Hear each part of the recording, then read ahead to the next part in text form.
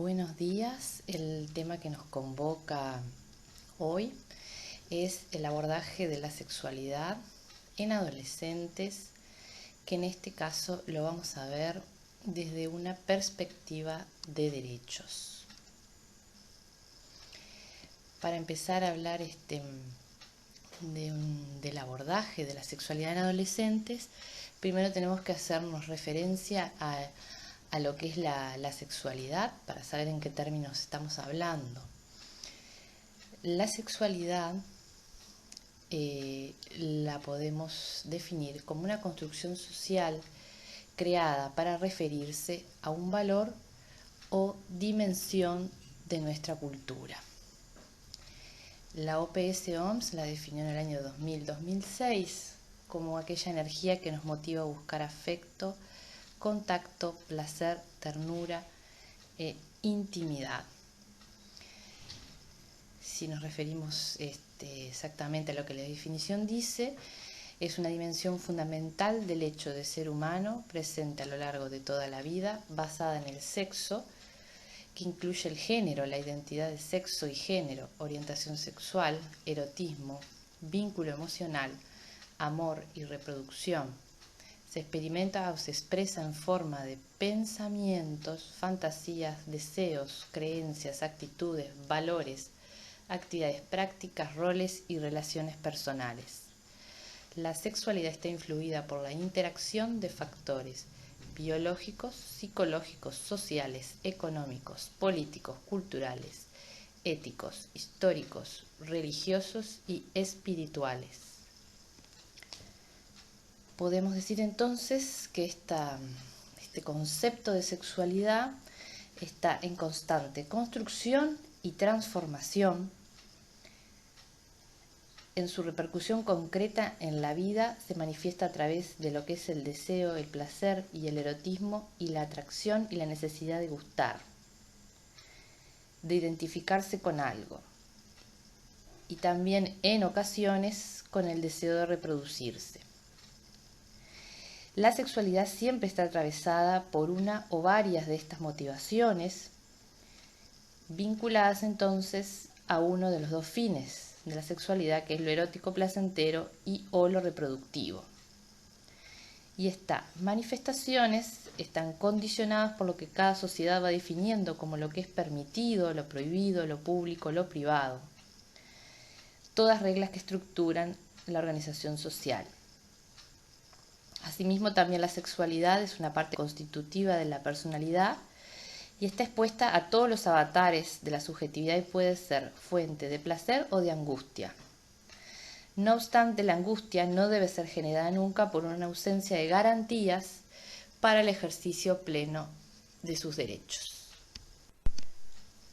Tal motivo, hay tres dimensiones importantes y fundamentales a la hora de analizar lo que es la sexualidad, que son las significaciones, los discursos y las prácticas. Esta articulación, que se da de un modo complejo, se interrelaciona y por supuesto debe contextualizarse en escenarios sociopolíticos e históricos específicos. Para poder hacer un correcto abordaje de la sexualidad en adolescentes, podemos proponer un modelo de abordaje que es el siguiente, que se basa en diferentes áreas, como son la promoción de salud, la educación sexual, la prevención de enfermedades, la asistencia directa en lo que tiene que ver con adolescentes y la participación comunitaria. Estas diferentes dimensiones son las que deben estar presentes y las que proponemos para un correcto abordaje de lo que es la salud sexual y reproductiva. Considera lo que es a los adolescentes no solo con necesidades, sino también con derechos, o sea que los considera sujetos de derechos capaces de ejercer los derechos sexuales y reproductivos, y que por supuesto este enfoque nos tiene que hacer pensar en que se necesitan políticas públicas, formación universitaria, personal capacitado para su abordaje y, por supuesto, la participación de los jóvenes. En esto, considerar a los adolescentes como sujeto de derecho, entonces, cobró mucha fuerza lo que es entonces la perspectiva desde el ejercicio de los mismos a nivel individual, la responsabilidad social y las políticas de Estado que son indispensables para poder tener un adecuado ejercicio de estos derechos. Acá tenemos un poco lo que decíamos, el enfoque de derechos que necesita de políticas públicas, formación universitaria, participación de los jóvenes, desde una perspectiva de ejercicio individual, responsabilidad social y políticas de Estado. Hay documentos muy importantes que nos han ido marcando como esta evolución en el enfoque del abordaje de la sexualidad en sí y de los adolescentes. Tenemos 4 documentos que son importantes. El primero es el de la Convención para la Eliminación de todas las formas de discriminación contra la mujer, del año 1979, donde se enfatiza en el derecho a la igualdad de oportunidades para hombres y mujeres.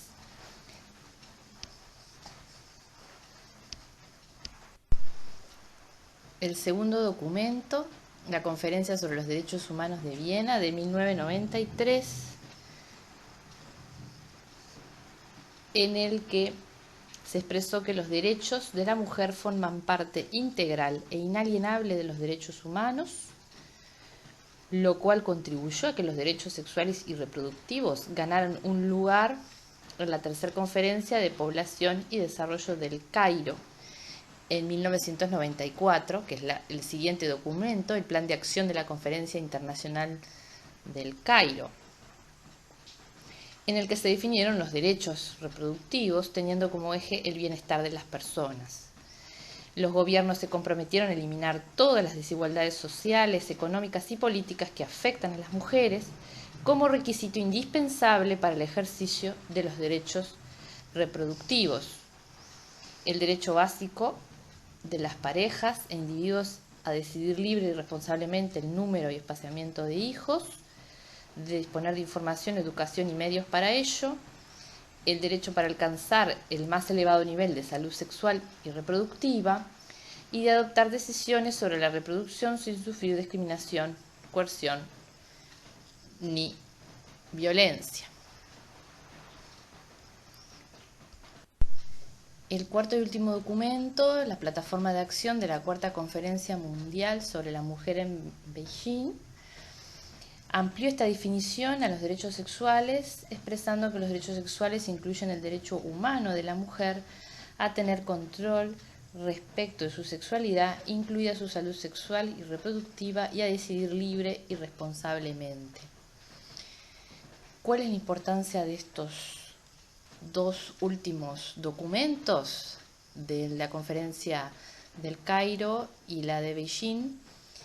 Es que por fin se asocian lo que son o vinculan lo que es la salud sexual a los derechos humanos, ¿no? Y debemos agregar un quinto documento en lo que refiere en nuestro caso, que es el abordaje en adolescentes, que es la Convención de Derechos de la Infancia, que es sin duda la manifestación más explícita y visible de un proceso que incorpora a los adolescentes al goce de la calidad como sujetos de derecho, con una serie de obligaciones para el Estado, para las familias y para la sociedad en general. O sea que es el primer tratado internacional que reconoce los derechos a nivel sexual y reproductivo de los y de las adolescentes y plantea la necesidad de una atención sanitaria preventiva, orientación a los padres, educación y servicios en materia de lo que es la planificación de la familia.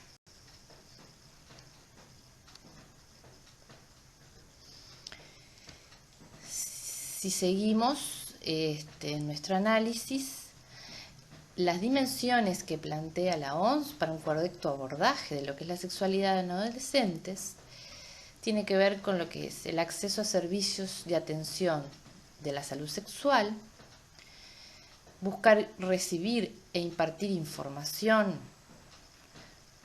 sobre la sexualidad, recibir educación sexual, respeto a la integridad física de adolescentes, poder elegir pareja, el tener o no pareja, decidir si ser o no sexualmente activa, mantener relaciones sexuales de común acuerdo, decidir si tener hijos o no tener hijos y llevar una vida sexual plena y satisfactoria.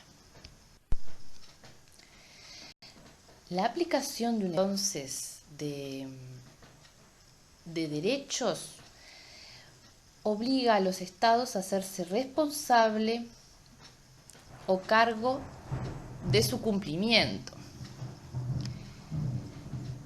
Los derechos se tratan de un acuerdo social, de un conjunto de necesidades que son reconocidas y que es obligatorio satisfacer.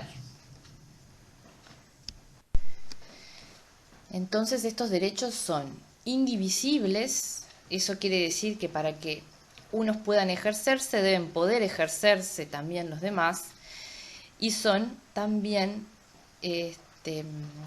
son indivisibles porque no existe derecho que tenga una jerarquía sobre otro, y son interdependientes, o sea que para que unos puedan ejercerse deben poder ejercerse también los demás.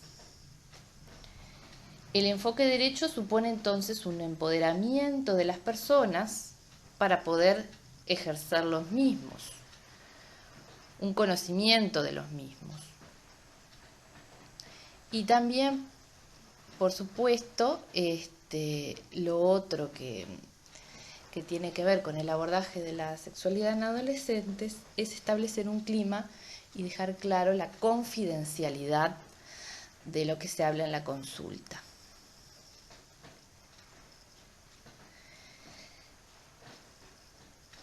Se sostiene entonces la confidencialidad de los servicios, enfatizando la identidad y los derechos de los y las adolescentes y jóvenes, respetando sus valores y sus creencias. La Conferencia del Cairo, sin duda, implicó un punto de inflexión, ya que señaló nuevos rumbos y dio un significado al cambio de paradigma de la concepción sobre lo que era el abordaje de la sexualidad. Muchas veces las políticas públicas abordan aspectos de los derechos sexuales y reproductivos, pero muchas veces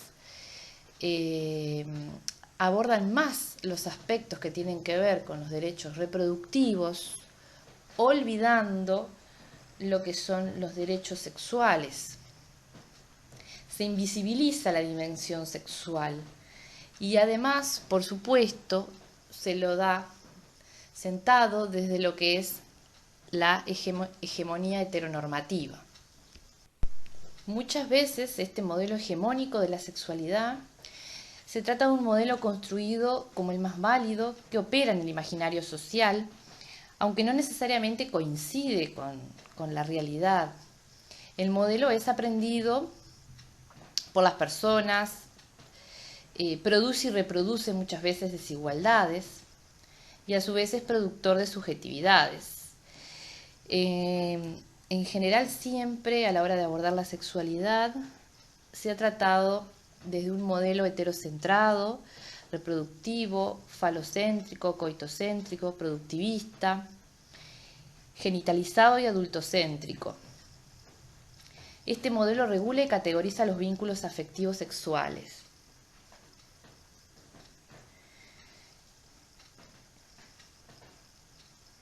Muchas veces, incluso en los colectivos de personas LGBTI, sus lógicas de funcionamiento terminan reproduciendo estas pautas también y estos estereotipos de roles del modelo hegemónico.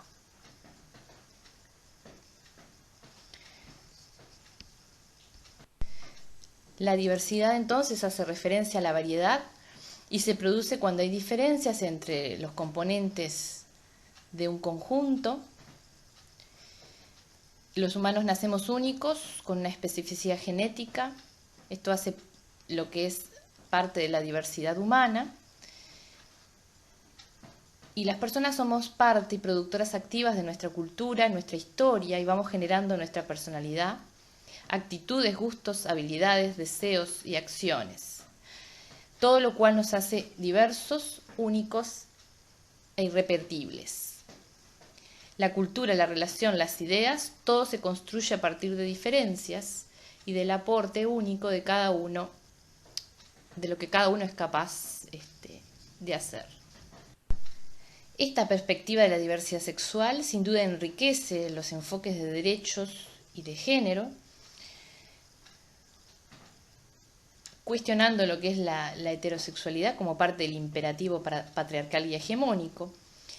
Desde un enfoque de derechos humanos, el respeto y reconocimiento de la diversidad constituyen la base para la igualdad y la no discriminación. Cuando se trabaja desde esta perspectiva es importante deconstruir y saber identificar los propios prejuicios, preconceptos, representaciones y estereotipos.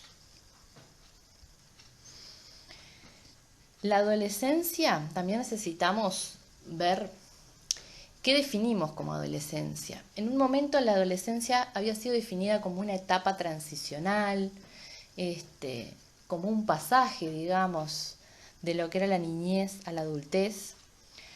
Hoy en día sabemos que no, que la adolescencia es una etapa con características propias, es parte del ciclo vital individual y que junto con esta etapa es importante también la definición de lo que es la autonomía progresiva. ¿Ah? Para ello, para la autonomía progresiva es necesario generar condiciones que la garanticen. Es sentirse con poder para poder tomar decisiones sexuales y reproductivas autónomas. Se reconoce a los adolescentes como un grupo entonces poblacional específico y al reconocerlos de esta manera también entonces lo consideramos como sujetos de derecho.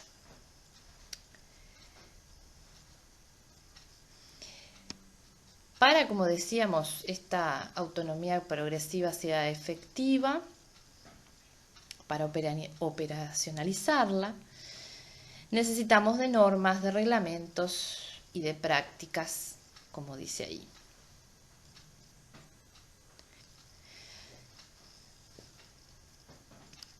Ahí en la foto siguiente, la idea es mostrar diferentes adolescencias en diferentes etapas de la adolescencia, de la más temprana hasta la más tardía, diferentes formas de vincularse, sino que también es importante indagar sobre frustraciones, tristeza, violencia, bullying.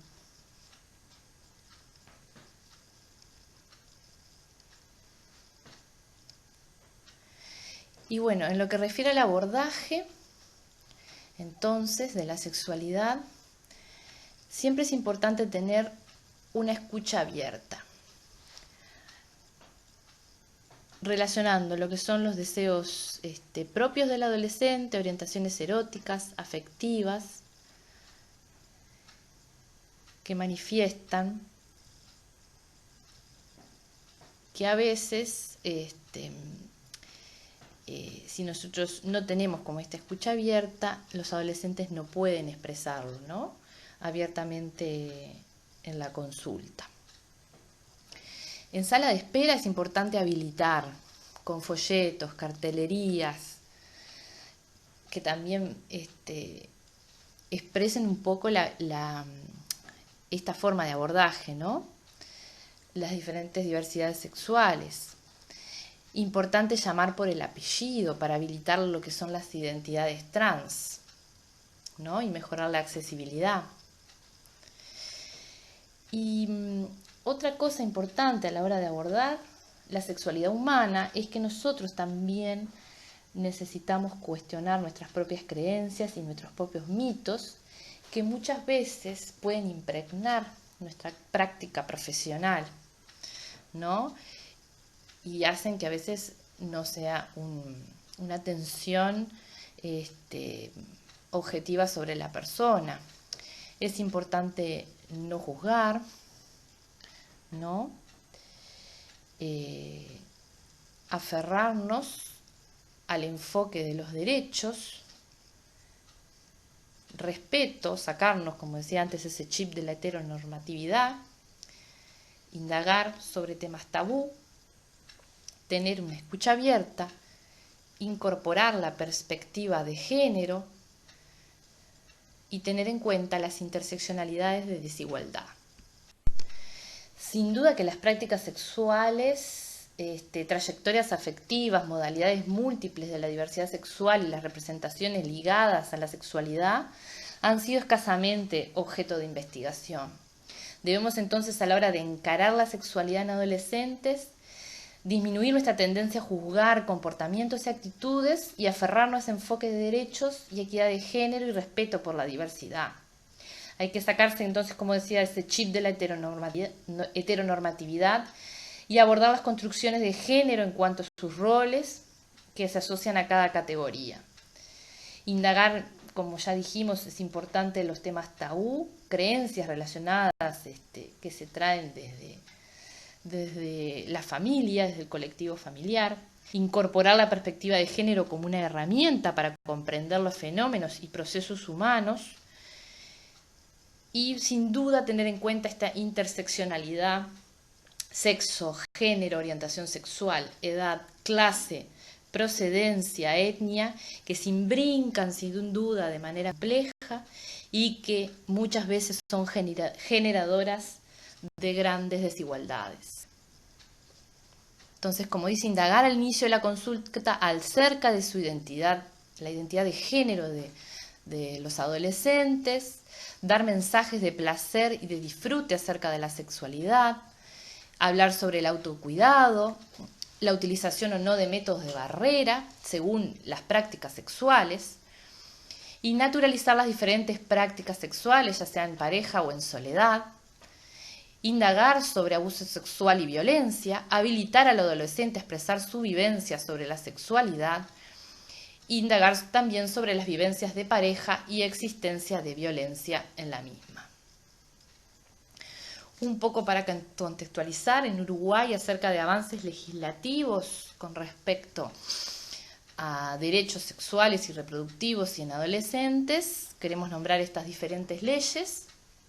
Desde el año 2008, la defensa del derecho a la salud sexual y reproductiva, pacientes y usuarios de los servicios de salud, la General de Educación, la interrupción voluntaria del embarazo, reproducción humana asistida y la Ley Integral para las personas trans, que cada una se han venido legislando y que bueno, hay que hablar también acerca de las leyes, que a veces es problemático su implementación a nivel de cada servicio. Con respecto a estas leyes, queremos destacar en Uruguay la creación de un carné único de adolescente. Antes habían carnés para adolescente sexo femenino, adolescente sexo masculino. Hoy en día tenemos un carné único, donde también cada adolescente puede poner con qué etnia se identifica y con qué identidad de género, si es femenino, si masculino, si trans. Entonces tenemos un solo carné donde tiene las diferentes también informaciones acerca de los derechos en cuanto a sexualidad. Y lo otro que queremos destacar de la ley es la accesibilidad a lo que es la interrupción voluntaria del embarazo y anticoncepción, en la cual los adolescentes pueden venir solos a la consulta, y a destacar el trabajo intersectorial. En el caso de lo que es el trabajo intersectorial, la estrategia que se llevó a cabo de embarazo adolescente en Uruguay forma parte de un plan nacional de primera infancia, infancia y adolescencia, que se generó para el periodo 2016-2020, y objetivos nacionales para el 2020, reconociendo entonces al embarazo no intencional en adolescentes como una expresión y consecuencia de lo que es la desigualdad y la segmentación social. Cuando los espacios de desarrollo personal, social y del ejercicio de los derechos están restringidos, se propone que podría ser un modelo de estrategia donde se piensa que la escasez de estos espacios podrían ser parte del único proyecto personal de vida, el deseo de este embarazo, ¿no? Implica entonces pensar en un componente transversal a las representaciones de todas las y los adolescentes y sus referentes del mundo adulto, como son los mandatos de género y las subjetividades respecto a lo que el ser varón y ser mujer definen para la generación de proyectos de vida y formas de vivir de la sexualidad. Bueno, y sin duda hay necesidad de generar campañas específicas de adolescentes, en articulación con diferentes actores y sectores de la sociedad, donde los mensajes sean desde una retórica de placer y disfrute, esta sexualidad y promoción del autocuidado, e incorporar la visión de los adolescentes, ¿no? También en estas campañas, sus opiniones, darle un espacio, no solo a nivel de los diferentes centros educativos, sino también en el sistema de salud, para que puedan también verse sus necesidades reflejadas a la hora de crear políticas públicas. Como dice ahí, creación de campañas específicas con los adolescentes como protagonistas, incorporar entonces la mirada de la diversidad sexual, participación real de los y las adolescentes en las políticas públicas y programas, escuchar su voz, creando espacios que los incorporen como reales actores sociales, y mejorar la capacitación sin duda de profesionales de una manera interdisciplinaria. Muchas gracias y bueno, espero que haya sido de aporte para todos ustedes.